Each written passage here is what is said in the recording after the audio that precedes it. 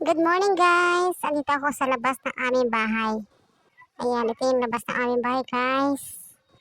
At yun yung bahay namin. Ayun, yung munting bahay namin.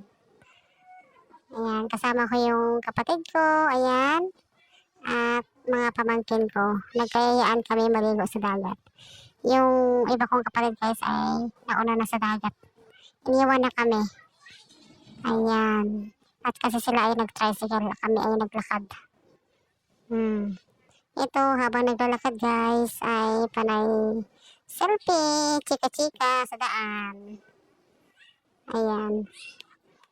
Malapit lang naman dito guys amin yung dagat. Hindi naman sobrang lapit, kundi yung talagang medyo siguro mga ilang lang din, metro lang. Ayan. Ito na nga guys, nandito na kami sa dagat. Ayan, napakakalma ng dagat ngayon guys, sarap maligo. Nandun na sila. Ayan. O, diba guys? Parang gusto ko nang tumalon sa dagat. Sarap maligo na dahil napakainit ngayon. O, ayan o, linaw guys o. Nauna na naligo yung mga kapatid ko guys. Saka mga pamangkin ko. Ayan, kami na lang yung naiwan. Kaya ito, ayan, dali-dali kami agad sumunod.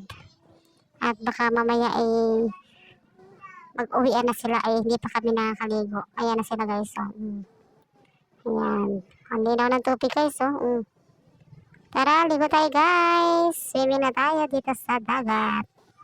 Ayan, thanks for watching.